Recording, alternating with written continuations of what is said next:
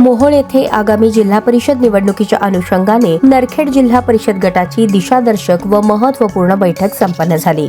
या बैठकीत निवडणूक तयारी, संघटनात्मक मजबूती, गटस्तरावरील रणनीती तसेच जनतेशी प्रभावी संवाद साधण्याबाबत सखोल चर्चा करण्यात आली। या बैठकीदरम्यान स्थानिक प्रश्न, विकासाची दिशा आणि जनतेशी अधिक प्रभावी संवाद साधण्यावर भर देण्यात आला।